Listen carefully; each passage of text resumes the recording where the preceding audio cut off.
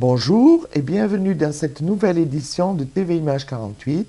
Au sommaire, faire de l'art avec rien, faire de l'art avec une légende, faire beaucoup avec de petits riens, faire grand avec l'appui de la région. Le saviez-vous? Ce que nous mettons aux ordures peut prendre une nouvelle vie. La recyclerie d'Anduze est une association qui a été montée par des créateurs et par des personnes sensibilisées à l'environnement. Les activités se font autour de la récupération et pour cela le projet et le lieu se situe à côté de la déchetterie. D'une part, récupérer des matières à la déchetterie et également les gens nous portent tout ce dont ils veulent plus se servir ou ne peuvent plus. Ensuite, à partir de là, on a des actions qui sont diverses. Il y a des stages métal, bois, ainsi qu'éventuellement meubles en carton, patines sur meubles, les stages sont variés. Ensuite, on a également des animations qu'on propose à des écoles, ça peut être des maisons de retraite. On a 2 animatrices qui interviennent dans ce cadre-là. Il y a des ateliers hebdomadaires aussi à la recyclerie. Donc voilà. Comment de jeunes dessinateurs s'approprient une légende de Lozère? Donc ce projet au départ concerne au moins 2 associations, à savoir les Petits Cailloux de Quézac et l'AJBC, donc Bédouès, l'association des jeunes Bédouès Cocurès. Donc c'est un projet qui s'est monté dans le cadre des CEL, des contrats éducatifs locaux. Des subventions ont été accordées pour cela. Et donc c'est un travail d'1 année sur un atelier de bande dessinée. Bande dessinée en précisant que les jeunes aujourd'hui sont très influencés par le manga. Donc l'idée c'était d'essayer de reproduire, de réaliser un manga. Mais un manga sauce locale. Donc en l'occurrence ici il s'agissait de se réapproprier une légende. Du cru. Et voilà. Pour cela donc on les a fait assister à un spectacle de conteurs où une série de légendes leur ont été contées. Et là-dedans ils devaient en retenir une seule et ils se sont donc accordés ensemble pour choisir la légende de Saint-Énimie. Donc on a parti donc de cette légende qu'on a librement adaptée. Ceci étant dit, on a quand même respecté la trame de l'histoire, la trame de la légende, à savoir une princesse atteinte de la lèpre, fille d'un roi, qui pour pouvoir guérir se descend donc dans un village qui s'appelle Burlatine, actuelle Saint-Énimie, parce que là-bas se trouve une source qui permet de guérir de la lèpre. Donc elle plonge dans la source, et puis effectivement elle en ressort tout à fait guérie. Elle reste un temps au village, décide de repartir donc au royaume, enfin, chez son père, et en quittant le village, elle recontracte la lèpre. Alors elle redescend au village, replonge de nouveau dans la source, reguérit, attend un petit peu, la lèpre semble avoir disparu, elle décide de repartir. Et là de nouveau, passer quelques kilomètres sur le Causse, et bien de nouveau la lèpre réapparaît. Voilà, partant de là, donc elle s'installe au village, et notre histoire pour nous s'arrête là. La légende de Saint-Énimie continue, puisqu'elle s'installe au village, et puis elle va faire fructifier, elle va développer le village, parce qu'elle avait les moyens, étant la fille d'un roi. Je sais que des hommes d'art sont descendus dans le village pour des constructions, de l'architecture, etc., pour valoriser le village. Techniquement, comment ça s'est passé? Au départ, on a fait un petit peu d'initiation au dessin, les quelques b.a.-ba, les bases. On a observé beaucoup les mangas, comment est-ce que les personnages des mangas étaient réalisés. Et on s'est inspiré donc de leur manière de faire. Je rappelle que ceci est censé être un manga, à savoir que la lecture se fait de la droite vers la gauche, et non pas de la gauche vers la droite, comme ça se passe ici en Occident. Techniquement, ensuite, ça a été du travail de dessin, des croquis préparatoires, du storyboard, l'écriture des différentes séquences, comment est-ce qu'on articule différentes scènes, différentes séquences. Et puis ensuite, le passage sur les planches, donc des planches qui sont sur des formats relativement grands, contrairement à un ouvrage de bande dessinée. On travaille toujours en bande dessinée sur des formats beaucoup plus grands. C'est ensuite à la publication que les choses se réduisent. Alors la bande dessinée, elle est destinée donc à être vue, non pas à rester enfermée dans un carton. En l'occurrence, on a plusieurs propositions pour des expositions dans des bibliothèques dans le coin. Je pense à Florac, je pense aussi à Saint-Énimie, je pense à Bédouès, forcément, Quézac. Et puis aussi le vecteur internet qui est maintenant devenu un petit peu incontournable et auquel les jeunes sont très habitués. Donc l'idée c'est que ces planches-là vont être scannées et mise en ligne via des sites internet. Voilà pour l'immédiat de ce que va devenir et comment on va continuer à vivre cette bande dessinée. Quand certains d'entre nous font preuve de volonté, les résultats ne se font pas attendre.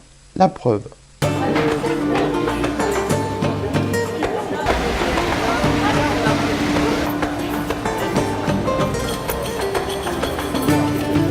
L'année dernière, on a fait entre 3 000 et 4 000 euros. Cette année, on prévoit 3 000 euros, mais des fois, on a plus que ce qu'on prévoit.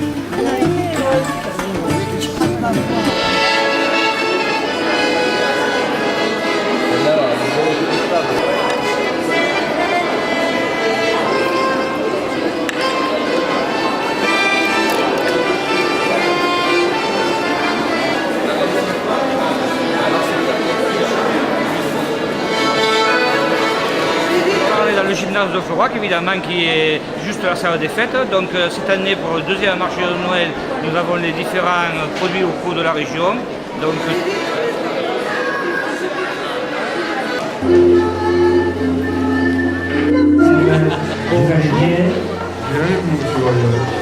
moi, comment l'année dernière, on a de plus, c'est vous-même. Et pareil, un an de plus, ça fait tellement longtemps que ça dure. Voilà, on est aujourd'hui réunis pour le second marché de Noël à Florac, donc la deuxième édition. Cette édition a pris beaucoup plus d'amplitude comparé à l'année dernière, c'est-à-dire qu'on a une quarantaine d'exposants, soit à peu près 10 de plus.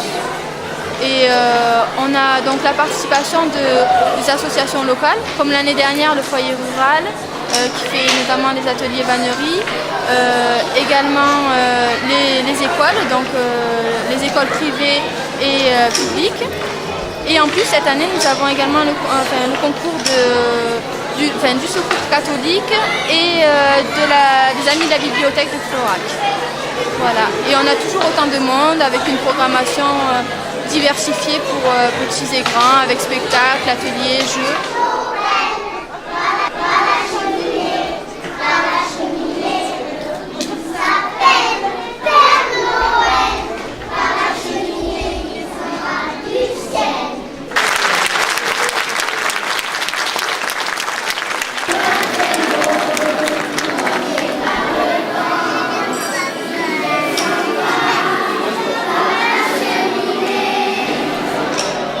Bon Noël à tous!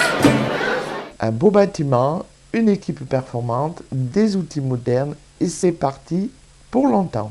Donc bonjour, je suis ravi de vous accueillir sur le site du CFA-CFPA de la Lozère. Donc cet établissement est chargé de faire de la formation continue et par apprentissage.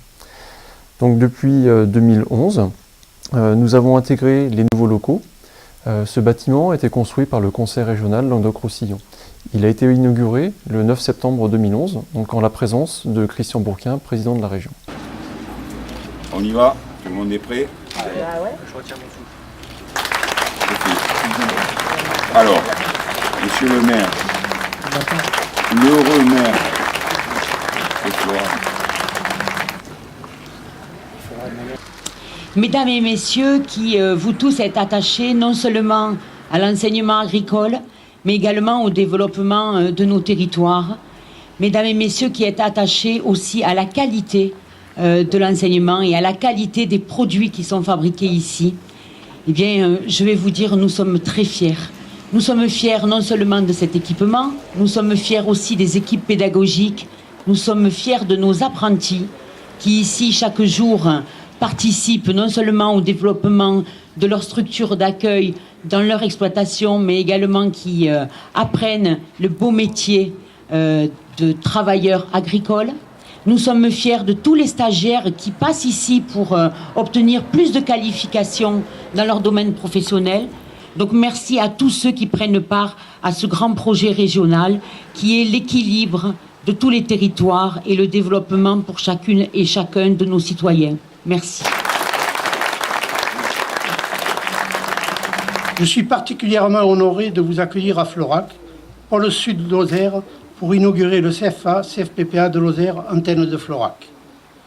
La cité floracoise a connu de profondes mutations au cours des dernières décennies, arrivée de nouvelles populations, restructuration des administrations, qui l'ont contrainte à trouver un nouveau souffle sous peine de réduire son activité et de perdre le rôle moteur qu'elle entend jouer dans son bassin de vie. Un programme d'investissement lourd a ainsi été initié par l'équipe municipale au début de ce mandat, destiné tout à la fois à remettre à niveau les équipements collectifs existants, complexe culturel La Jeunette Verte, bibliothèque municipale Roger Sibien, mairie et temple, et à soutenir le tissu économique local confronté à une crise économique sans précédent. Je remercie au passage Monsieur le Président du Conseil régional, car je rappelle que la quasi-totalité de ces dossiers majeurs ont bénéficié d'un soutien financier régional substantiel et essentiel. D'autres projets municipaux innovants et d'ampleur sont également sur le point d'être mis en œuvre. Centre d'incendie et de secours, chaufferie bois, réseau de chaleur, maison de santé, parking de proximité. Par avance, merci Monsieur le Président pour le soutien au développement de notre petite cité, soutien sur lequel je sais pouvoir déjà compter. Merci. Je crois qu'on a tout lieu d'être heureux, d'être satisfait. Le nombre de maires, de conseillers généraux, j'excuse Sophie Pintel qui ne peut pas être là, et Robert Egouin que je n'ai pas vu mais qui s'était excusé. Très grand nombre de maires, Cévenol, il y a les équipes pédagogiques, et donc je suis extrêmement heureux. Ce que je voulais vous dire, c'est que la région joue son rôle à vos côtés pleinement, vous le savez. On a financé notamment des ateliers de production collective en termes de châtaignes, de choses comme ça. On est tout le temps à vos côtés. Et franchement, je suis extrêmement satisfait de la manière dont le président Bourquin est rentré d'une façon un peu catalane, bien en tête, dans sa fonction de président. Je voulais tous vous remercier. Je crois que la Lozère est en train de prendre un second souffle. Je crois qu'on a de l'avenir. Et président, eh bien tous, on est à tes côtés et on est là pour t'accompagner dans ce grand renouveau de la région Languedoc-Roussillon et de la Lozère. Vive les jeunes, vive la formation professionnelle et vive le CFA CFPPA de Florac, monsieur le maire. À vous, mes collègues élus, maires, adjoints, conseillers municipaux, mes collègues du Conseil général de la Lozère, à vous, la presse, qui relayez ce tas d'informations utiles pour nos concitoyens. Mesdames, Messieurs, avec vous, j'ai coupé ce ruban qui symbolise la fin d'une étape, d'un travail. Nous prenons la parole les uns et les autres pour donner du sens à ce que nous venons d'accomplir dans cette étape. Les objectifs que je vais essayer d'exposer rapidement, redonnant du sens à ce ruban que nous venons de couper, à la raison de cet investissement majeur ici pour le CFA, CFPPA. C'est toute cette filière de l'apprentissage, et ici particulièrement de l'apprentissage dans le monde de l'agriculture. Eh bien, on sait que les 3/4 des jeunes qui sortiront de là, les 3/4 d'entre eux, dans les 4 mois qui suivent, auront un boulot. Pas que dans cette filière, dans toutes les filières que nous avons lancées depuis 5 ans en Languedoc-Roussillon. Cette terre, c'est le monde de la ruralité. Au cœur de l'été, j'ai nommé Alain Bertrand responsable de cette conférence extraterritoriale sur la ruralité pour les 10 ans qui viennent. C'est un point clé de développement de tout ici, le territoire de notre territoire, de tous nos territoires au-delà des grandes villes, sur toute la région. Quel meilleur expert que celui qui a retroussé ses manches ici. Il sait d'où il vient, il sait où il est, il sait où il va. Il me fallait un expert comme lui pour mener à bien cette tâche. Voilà le cap qui est le nôtre. Voilà comment on travaille. Sur les objectifs, et avec qui? Je veux m'appuyer encore plus fortement sur les élus locaux que sont les maires. Oui, il faut qu'en France, on comprenne qu'on a besoin de nos 36 000 communes.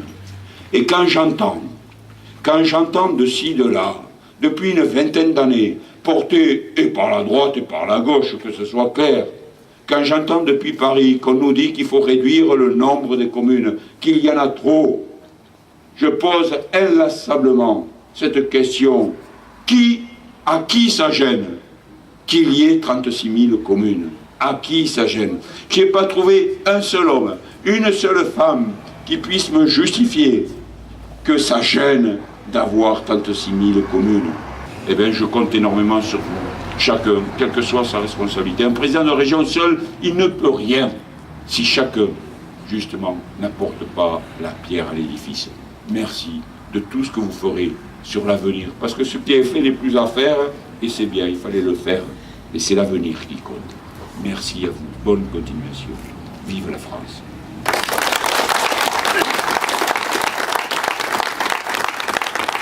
Tu vas ? Voilà.